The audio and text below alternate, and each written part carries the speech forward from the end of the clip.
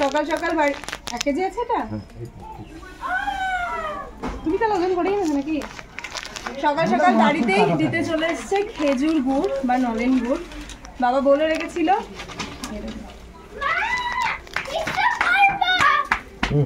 মা একেবারে সকাল সকাল পিঠে করতে বসে গেছে। এই দেখো কাঠের জালে মানে উনুনে হচ্ছে পিঠে। মা স্নান টান করে শুধুমাত্র আমরা চলে যাব এই জন্য সকাল সকাল সরু চাকলি, যেটা আমি বানাতে পারি কিন্তু মায়ের মতো না। এই দেখো বিগ সাইজের সরু চাকলি। আর বাড়িতে আসলে সব নতুন নতুন জিনিস মানে অর্গানিক। এই দেখো এটা হচ্ছে পটল পাতা, যেটা মিক্সিতে ডালের সাথে বেটে বড়া হবে। ভীষণ তেতো কিন্তু বড়া খেতে বেশ ভালো লাগে। গুড মর্নিং বন্ধুরা, নতুন আরও একটা ভিডিও তোমাদের সবাইকে স্বাগত, সবাইকে অনেক ভালোবাসা। মাদের বাড়িতে হঠাৎ করে গতকালকে চলে এসেছিলাম, তো কালকে আর বাড়ি যাওয়া হয়নি। আজকে আমার সকাল হয়েছে বেশ অনেকক্ষণ আগেই, আর সকাল থেকেই তো মায়ের রান্নাবান্না শুরু হয়ে গেছে। এখনই একটা কাকা এসেছিলো গুড় দিতে, বাবা বলে এসেছিলো বেশ ভালো মতো গুড় বানালে আমাদের জন্য দিয়ে যায় অবশ্যই। তো সেই গুড়টাই নেওয়া হলো আমাদের জন্য, মায়ের জন্য। তো সেটা নিয়ে তো আজকে বাড়ি চলে যাব, একটু পরেই বাড়িতে বেরোবো। তো সেই জন্য মা সকাল সকাল রান্না বসিয়ে দিয়েছে। তো চলো আজকে মায়ের বাড়ির ব্লগ, মানে কোনো প্ল্যান ছাড়াই চলে এসেছিলাম। তো কালকে একটা দরকারে আসা হয়েছিল। তো চলো আজকে যতক্ষণ আছি মাদের বাড়িতে ততক্ষণ যা যা হবে তোমাদের সাথে সবটা শেয়ার করার চেষ্টা করব। আমরা তো খাবোই, তবে মা বলছে মায়ের জামাইয়ের জন্য আগে ভাগে তুলে রাখতে, কেননা বর্মশাই তো আমাদের সাথে আসেনি, আমি আর রোদ্দুর এসেছি। তো গরম থাকতে থাকতে এই দেখো বর্মশাইয়ের জন্য তুলে রাখছি পিঠেগুলো, আর আমরা তো অবশ্যই খেয়েই যাব। তো আপাতত 4টে হয়েছে, 4টে তুলে রাখলাম। এই দেখো এটাও তুলে রাখলাম 5টা। আর কাকি এখন বাড়ির চালে উঠেছে হনুমানের মতো। কত বিউলির ডালের বড়ি দেখো, এই দেখো। এগুলো কবে বসিয়েছে? এগুলো কালকে দিয়ে ছেড়ে যাচ্ছে, আর এরকম বস্তার মধ্যে রোদে দিচ্ছে না। বড়ির সাইজ দেখো। আর তারপরে আবার এটাকে ঝোলের মধ্যে পড়লে আরো ফুলে যাবে। এই দেখো এইখানে এটাকে কি বলে গো? চালুনি না? এটা একটা চালুনি, এটা একটা চালুনি। এগুলো সব ছেড়ে গেছে। আপনা আপনি ছেড়ে গেলে বেশ ভালো নাকি বড়িগুলো, যদিও আমি কখনো বড়ি বসাইনি। এই দেখো এরকম ছেড়ে যাচ্ছে, এমনি ছেড়ে যাচ্ছে, একটু হাত দিলেই ছেড়ে যাচ্ছে। আমাদের বাড়িতেই পাঁচিলের গায়ে মা তুলসী গাছ, ছোট ছোট ফুল গাছ, আর তার সাথে 2টো বেগুন চারাও লাগিয়েছে। কত বেগুন হয়েছে দেখবা, আমি তো অবাক হয়ে যাচ্ছি।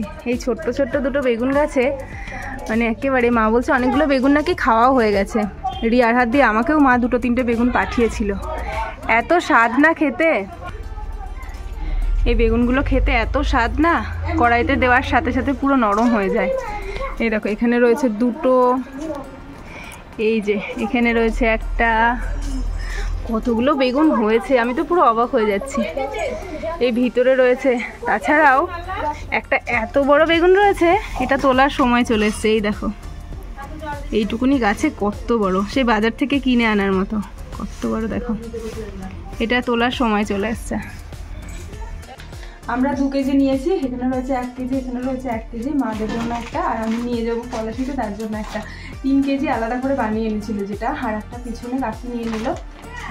দারুণ গন্ধ গুড়টা, মানে ভীষণ টেস্টি। আর আমি একটুখানি খেয়েও দেখেছি, বেশ ভালো আর বেশ নরম, গন্ধটাও দারুণ। কিন্তু তো বাড়ি গিয়ে পিঠে বানাবো। পিঠে তো আমি খুব একটা ভালো পারি না, পায়েস বানাবো।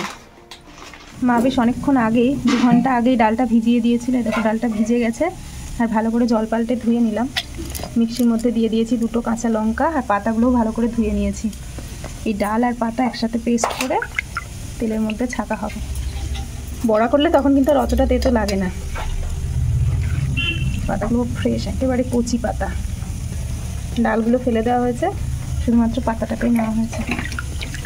এটা আমার বাবার একটা সেরা খাবার, যেটা প্রায় দিনই হয় আমাদের বাড়িতে। আরে দেখো পাড়া বেরিয়ে বাড়ি আসলো এতক্ষণে। অন্যদিন সকাল হয় 9টা-10টায়, আজকে কটায় সকাল হয়েছে বাবাই? 11টায়। কোন ভোরে উঠে গেছে, তারপর থেকে দুষ্টুমি স্টার্ট। ভেঙে যাবে তো, দিদুন জামা কাপড় কাচবে কোথায় মামা? ডাল আর পাতাতে মিক্সির জার পুরো ভরে গেছে। লঙ্কা তো আগেই দিয়েছিলাম, একটুখানি হলুদ দিলাম, আর দেবো স্বাদ মতো লবণ। আর কিছু লাগবে না এর মধ্যে। পিঠে করার পরে আবার রান্না বসে গেল দুপুরের জন্য। কড়াইয়ের মধ্যে ছেড়ে দিয়েছে মাছ, যেটা এখন ভাজা করেছে। সকালে টিফিন এখন খেতে বসলাম, ঠান্ডা ঠান্ডা পায়েস আর গরম গরম সরু চাকরি। সরু চাকরিটা তো আমার সকালবেলাতেই বানালো, আর পায়েসটা কালকে আমি বানিয়েছিলাম গতকাল রাতে। পায়েস না গরম খেতে একদম ভালো লাগে না, ঠান্ডা পুরো বাসি জমাট হয়ে যাবে সেটা ভালো লাগবে। আর রোদ্দুর এখন পায়েস খেতে খুব পছন্দ করে, আমিও বাড়িতে মাঝে মধ্যে ওকে বানিয়ে দিই। এইরকম রোদ্দুর তো শুধু পায়েসটাই খাবে, আর সরু চাকরি দিয়ে আমি ঠান্ডা ঠান্ডা পায়েস, দারুণ লাগে খেতে। দারুণ হয়েছে, পিঠুলি তো কোনো কথা নেই, নরম হয়েছে। আর পায়েসটা আমি সত্যি ভালো বানাই।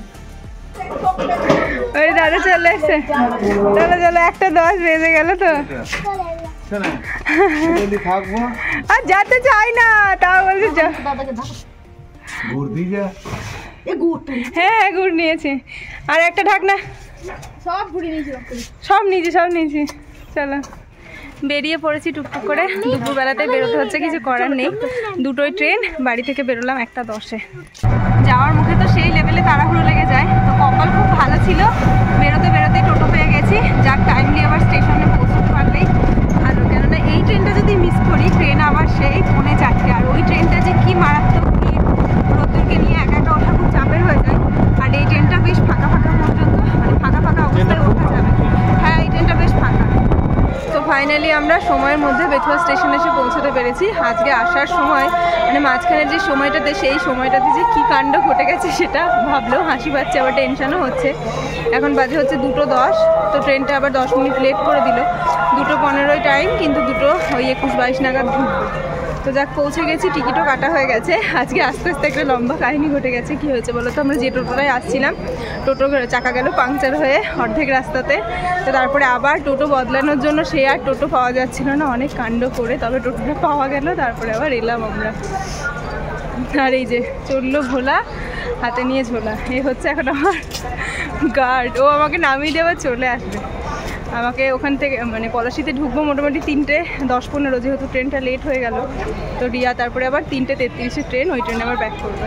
বিশাল কাজ আছে না, বাড়ি ফিরতে না ফিরতেই কতগুলো যে কাজ সারা হলো। আর আমি বাড়ি এসে না ভালো মতো স্নানও করেছি, পুরো হাওয়ায় চোখ মুখ এত বেশি টান লাগছিল না, মনে হচ্ছিলো একটুখানি ভালো মতো স্নান না করলে থাকা যাবে না। তো ভালো মতো শ্যাম্পু দিয়ে স্নান করে কী যে ভালো লাগছে, যদিও একেবারে অবেলা হয়ে গেছে, এখনও 4:50 মতো বাজে।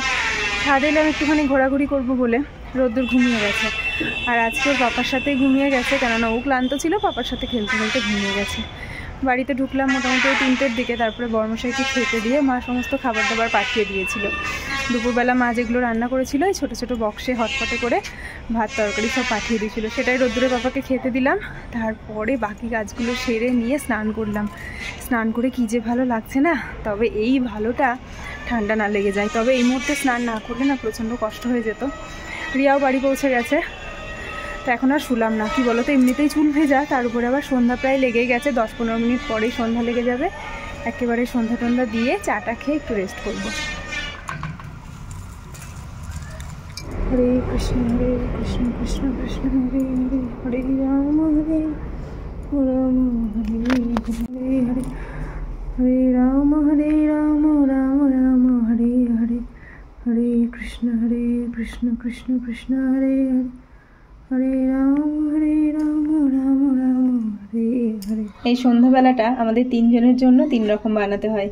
বর্মশাই লিকার চা, আমার দুধ চা, আর ছেলের জন্য দুধ, আর সাথে একটুখানি মধু দিয়ে দেবো। রোদ্দুরের একটুখানি ঠান্ডা ভাব লেগেই রয়েছে, তো সেই কারণে দুধের সাথে একটুখানি মধু, একেবারে 1/2 চামচ।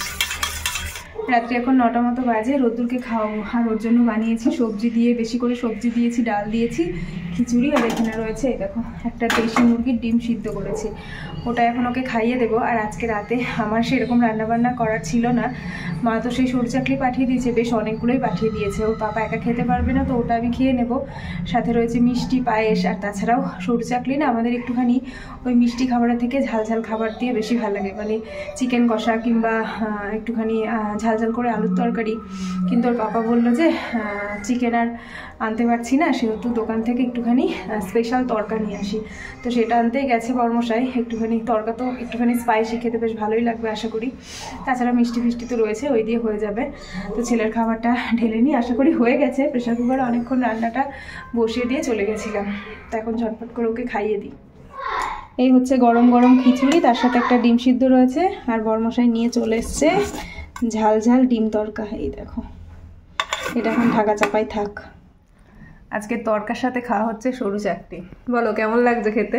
ইউনিক কম্বিনেশন একটা। আজকে প্রথমবার খেলে নিশ্চয়ই? খুব সুন্দর লাগছে খেতে।